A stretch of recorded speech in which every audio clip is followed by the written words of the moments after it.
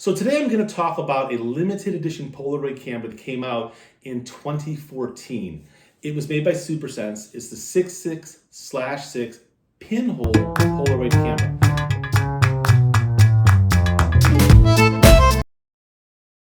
So what does 666 mean? 66 was 66 years since Edward Land had produced the first successful Polaroid camera, and 6 was 6 years since the last Polaroid factory had closed. This camera was revolutionary when it came out, and also very difficult to work with when it came out, primarily because Impossible's film back in 2014 was very unpredictable. Fade in, fade out, 10 years till today. The new Polaroid material is quite good. So I've owned 2 of these cameras, and this is the camera here. The first one I actually bought back in 2014, and I found maddening to work with. The materials were just too inconsistent. And it was a real, you had to be willing to spend a whole bunch of money on Polaroid material to get a successful image. I find that today, that's not the case. I did spend a fair amount of money on Polaroids testing the camera to see what would work, but I'm happy to say that this camera married with modern films actually is a really interesting creative tool. So one thing to know first off is that these cameras were all hand assembled, and the FPU, which is the base here, is the film processing unit. Back then in 2014, the FPU has a built-in rechargeable battery, which still, 10 years later is holding a great charge. It charges in about 45 minutes to an hour, and I've gone through 6 or 7 packs of film and it's still working perfectly.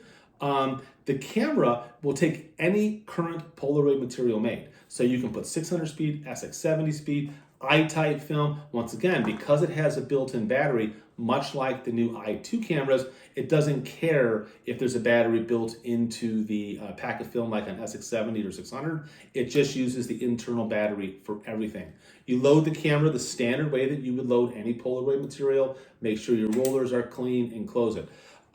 It's a very basic, simple system. So it has 5 different positions. It has, once again, these were all hand constructed. It has a set of rubber bellows that pulls out like this. When the bellows are all the way compressed, all the way in, it's equivalent to about a 15 millimeter lens. It's really wide angle if you consider the size of a Polaroid. And when you pull it all the way out, you have about a 90 millimeter lens. So you have 5 different positions that you can work with, and you have 2 different pinhole options on the front. You have a 0.24 and a 0.12, so the 0.12 being smaller. And that's really great. In terms of shutter, I just put my finger over the pinhole, open the lens up, take it off, count, and then cover it and close the lens. Exposures, generally speaking, range anywhere from, say, a second or so out to minutes. Much like all the pinhole photography that I do everything handheld. So the sample images that I'm going to show you in a few minutes were all shot handheld with this camera. It's just the nature of how I like to use pinhole. Though on the back, there is a tripod socket if you would want to use this on a tripod. And using an app like Viewfinder on my iPhone, I'm able to put all those different focal lengths in and really aid in my composition before I go shooting my precious Polaroid film. Another cool thing about this camera is you can actually tip the bellows like this, and you can create all sorts of really interesting film planes. But the camera does require a lot of experimentation. And so, when I'm shooting, I'll take a shot, and then of course I'm having to wait that 10 to 15 minutes to see what I'm getting on the color materials. So one little bit of advice I would give anybody if you want to start using one of these cameras is start with the black and white materials. The processing time is much faster, and you'll get a better sense of what different movements and different adjustments can do. Another thing that I'll say is I'm not a fan of photographing with the camera all the way composed, because it doesn't give you a full image. When the camera's all the way compressed, you get a circle like that, or sort of a squarish circle within the frame. It's not the look that I like. But coming out literally just one position from all the way pushed in, about like that, is fantastic. It is so wide angle. If you can't touch your subject, you're too far away. They put on the back of the camera a chart that allowed you to use an auxiliary meter. Obviously, there's no meter built into this. And meter at f57, and then use the multiplication factor on the back here based upon the amount of extension in the pinhole you want to use to calculate the proper exposure. I, for one, have never been a fan of this chart. I don't find it to be accurate. So what I do instead is I went through with my micrometer and I measured all the different focal lengths that you're getting from the extension. And then using the diameter of the pinhole, I was able to calculate all the different f-stops that were possible by using the extension in the different pinhole combinations. So using the 0.12 pinhole, the widest setting is f64, the longest setting would be f323. Using the slightly bigger pinhole, the widest setting would be f32, the longest setting would be f180. Now, one thing that I'm sure you're aware of is reciprocity characteristics with Polaroid film is really difficult to calculate. My general rule of thumb with this camera and i2 and other cameras that I work with on long exposure is that anything out to 10 seconds, double it and you're pretty safe. So if you got 1 second, make it 2. If you got 5 seconds, make it 10. That works pretty good. Once you get past 10, 15, 20 seconds, you're really going to have to experiment. Temperature, all sorts of things are really going to come into play. And this is also a camera that I don't like to shoot in really flat contrast. It looks really great on a bright sunny day. We all know that Polaroid material loves light, loves to have lots of light in the frame. This camera in particular, because of the quality of the Polaroid material and the pinhole, bright sunny days really is, in my opinion, the time that I use this the most.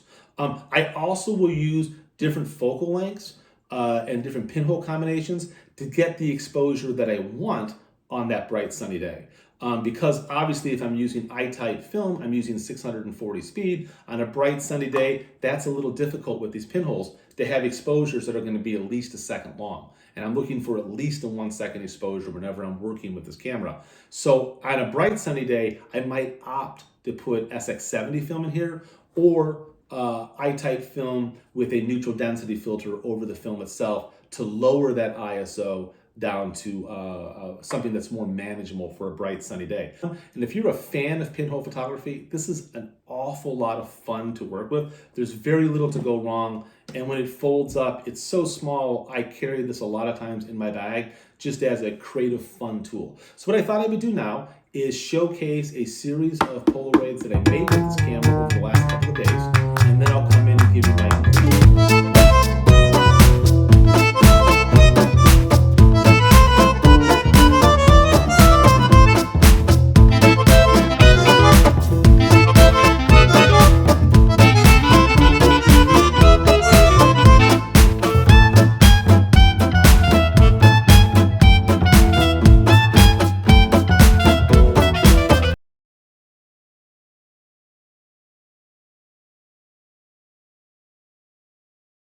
All right, so in conclusion, who is this camera for? It's really, an alt process Polaroid camera. It is maddening still to work with, and it's an expensive camera to work with because very rarely are you going to get a successful Polaroid right off the bat. More often than not, I find I have to take 2 exposures, especially once again, if the exposure range is anything past, say, 10 seconds. I'm really having to take a look at that. If you get a camera like this and you start experimenting with it, one really good piece of advice I'll give you is start out first by using the bellows in the very neutral position.